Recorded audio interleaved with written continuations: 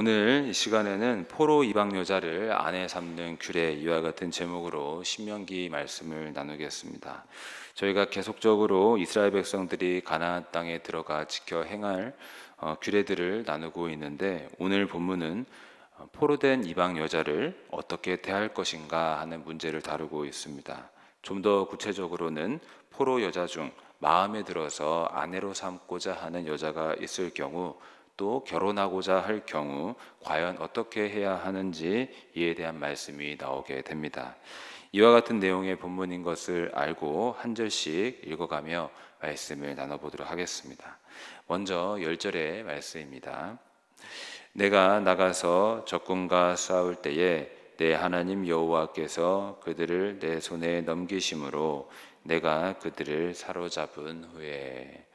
10절의 말씀은 한 가지 상황을 가정하고 있습니다. 어떤 상황인가 보니까 이스라엘이 적군과 싸웠을 때 하나님의 도우심으로 적을 이기고 포로들을 붙잡을 때의 상황을 예로 들고 있습니다.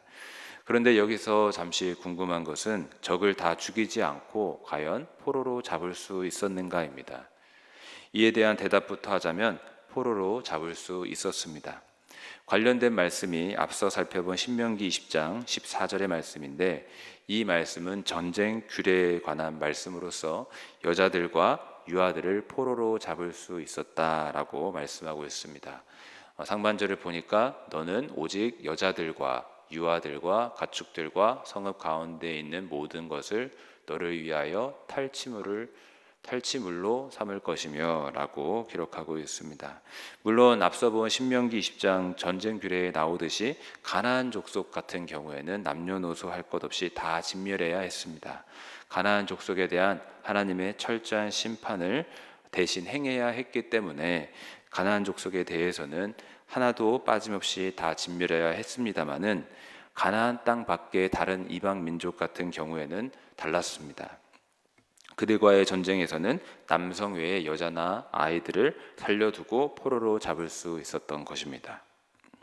아무튼 이처럼 이스라엘 백성은 이방 민족과의 전투 후 사람들을 포로로 잡을 수 있었는데, 다음 11절의 말씀을 보면은 포로들 중 마음에 드는 여자가 있어서 아내로 삼고자 할 경우에 대해 말씀하고 있습니다. 11절을 또 읽어보겠습니다.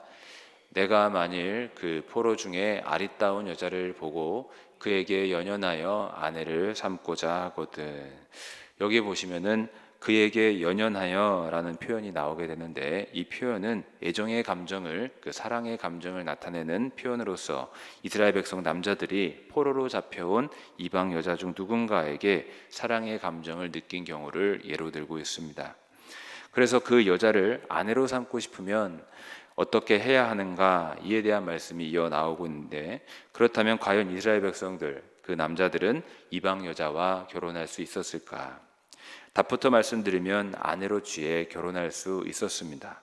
그렇지만 그냥 좋다고, 아내로 삼고 싶다고 그냥 무작정 데리고 올 수 있는 게 아니었습니다. 율법에 정한 절차를 따라서 그 절차를 지켜 행해야 그 여자를 아내로 취할 수 있었습니다. 어떤 절차가 있었는지 또 다음 말씀들에서 이어지고 있는데, 먼저 12절의 말씀을 읽어보겠습니다. 그를 내 집으로 데려갈 것이요 그는 그 머리를 밀고 손톱을 베고.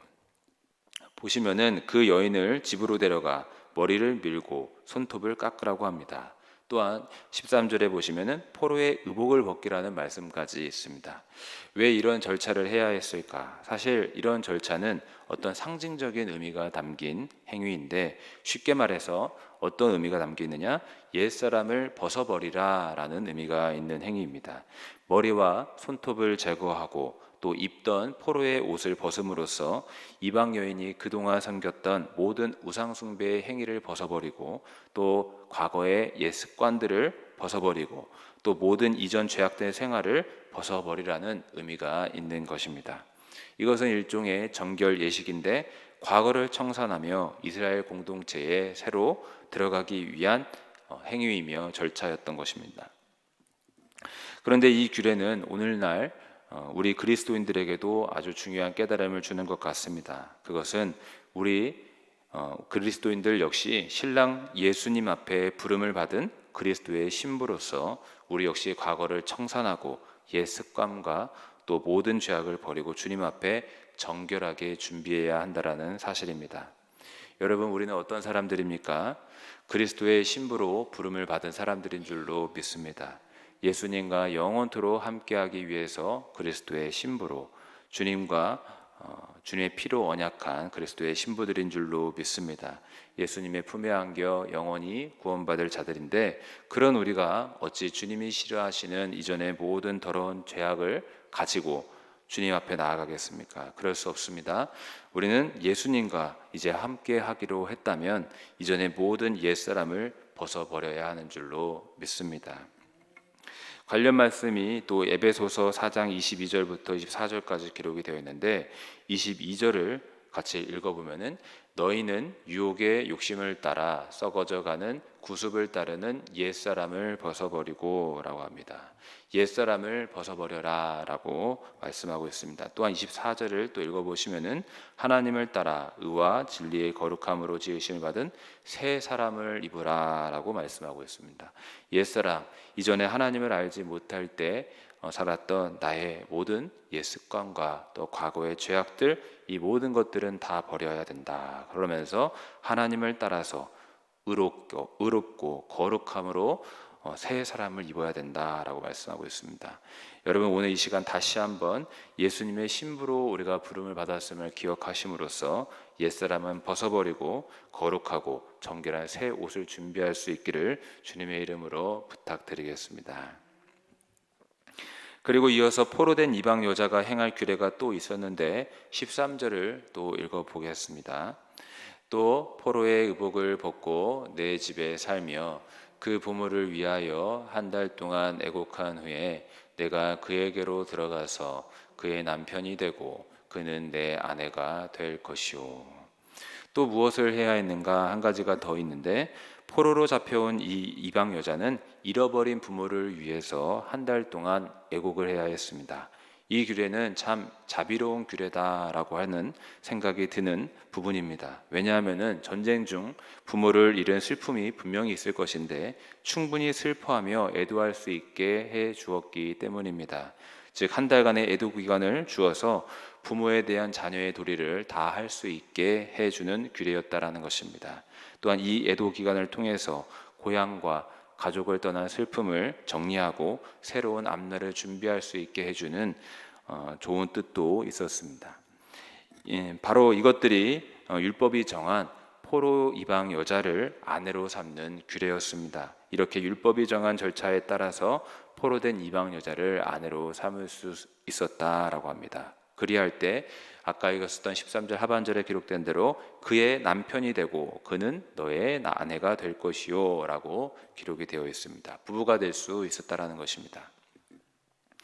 다음 본문 또 마지막 14절을 읽어보도록 하겠습니다. 그 후에 내가 그를 기뻐하지 아니하거든 그의 마음대로 가게 하고 결코 돈을 받고 팔지 말지라. 내가 그를 욕보였은즉 종으로 여기지 말지니라. 이 말씀을 보시면 포로 이방 여자를 아내로 삼은 후에 어떤 한 상황을 가정하고 있습니다. 어떤 상황인가 보니까 남편 된 자가 여자를 데려올 때와 달리 그의 마음이 식어버린 상황입니다. 보시면 그 후에 내가 그를 기뻐하지 아니하거든. 사람 마음이 참 왔다 갔다 하는 것 같습니다. 전에는 아름다움에 반해서 마음이 그토록 그 여자에 대해 연연하더니 이제는 마음이 싫어졌습니다. 만일 이와 같은 상황이 벌어졌을 경우 어떻게 해야 되는가? 남자의 마음이 달라져 여자와 헤어지고 싶은 상황이 되면 어떻게 해야 할까? 포로였던 여자였으니까 함부로 버릴 수 있었을까요? 어차피 포로와 종이었던 그 여자를 불러다가 자비를 베풀어 아내로 삼아줬으니까 그걸로도 족한 것으로 알아라 하면서 이제는 아내로서의 권한을 박탈하고 다시 종으로 버려야 할까요? 그렇지 않습니다. 14절에 우리가 읽어본 대로 더 이상 종으로 취급할 수 없었습니다. 왜냐하면 규례의식을 이미 지킴으로써 그 여자는 이방인 포로였던 신분을 벗어버렸으며 남자는 이미 그녀와 성관계를 가지며 아내로 삼았기 때문입니다. 내가 그를 욕보였은즉 종으로 여기지 말지니라라고 분명히 기록하고 있습니다. 그렇게 함부로 종으로 버릴 수 없고 그의 마음대로 가게 하고 결코 돈을 받고 팔지라라고 한 말씀대로 종이 아닌 자유인으로 풀어줘야 했습니다. 다시 말해서 남편이 마음이 바뀌어 그 여인이 미워졌을지라도 끝까지 아내 신분에 걸맞게 아내의 권리를 지켜주면서 인격적으로 대우해 줘야 된다라고 하는 말씀인 것입니다. 이 규례는 비록 포로로 잡힌 이방 여인일지라도 이스라엘 사회에 들어온 이상 그녀들의 지위와 인격, 그들의 권리를 보장해 주라는 좋은 규례라고 할 수 있겠습니다. 말씀을 정리합니다. 오늘 저희는 포로 이방 여자를 아내로 삼는 규례에 관해 잠시 살펴봤습니다. 살펴보면서 느끼는 바는 참 자비로운 규례가 아닌가라는 생각도 듭니다. 무엇보다 그의 부모를 위해서 한 달 동안 애도할 수 있는 기간을 준다든지 실어 마음이 변심했을 때에 종으로 다시 전락시키는 게 아니라 한번 아내가 되었으니 존중하고 자유롭게 해줘야 된다라든지 이와 같은 것들은 한 사람의 감정과 인권을 존중하는 것이라 할 수 있기 때문입니다. 따라서 이 규례를 통해서 우리는 하나님의 자비로운 성품을 다시 한번 더 느끼게 되는 것 같습니다.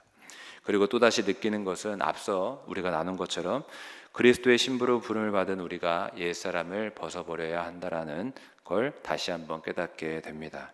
사실 우리는 죄로 죽을 수밖에 없고 아무 소망도 없는 자였으나 이제는 달라졌습니다. 우리는 죄와 저주와 또 형벌의 종이 아니라 마귀의 종이 아니라 그리스도의 신부로 거듭나게 된 줄로 믿습니다. 예수님의 선택과 부름을 받고 그분과 영원히 함께할 수 있는 그리스도의 신부가 된 것입니다. 이 모든 게 다 은혜로 된 줄로 믿습니다. 아무 자격도 없고 선행과 공로 없으나 오직 주님의 은혜로 주님 앞에 나아갈 수 있는 그리스도의 신부가 된 것입니다. 그렇다면 이제 우리는 어떻게 살아야 되겠습니까? 이 규례 안에서 보았듯이 머리를 밀고 손톱을 깎고 이전에 포로의 옷을 벗듯이 옛사람과 이전의 모든 죄악은 벗어버리고 이제는 거룩과 성결과 의로움의 옷을 입어야 될 줄로 믿습니다. 그리스도의 신부답게 합당한 삶을 살아야 될 줄로 믿습니다. 여러분, 우리는 그리스도의 신부들입니다. 이 우리의 정체성을 다시 한번 기억하시면서 오늘도 주님 보시기에 합당한 정결한 성결한 삶으로 나아가시기를 주님의 이름으로 축복합니다. 기도하시겠습니다.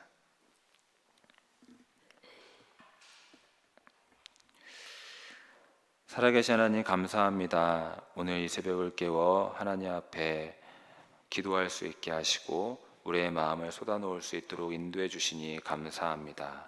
우리가 앞으로 삶을 살아갈 때에 이전의 모든 더러운 죄악을 다 벗어버릴 수 있는 은혜를 더해 주시옵소서. 우리의 힘으로 할 수 없사오니 거룩하신 성령으로 우리의 영과 혼과 육을 새롭게 하시고 항상 하나님 앞에 거룩하고 성결하고 의롭게 살아갈 수 있도록 도와주시옵소서. 오늘 한 날도 주님 앞에 맡겨드리오며 살아계신 우리 주 예수 그리스도의 이름으로 기도하옵나이다. 아멘.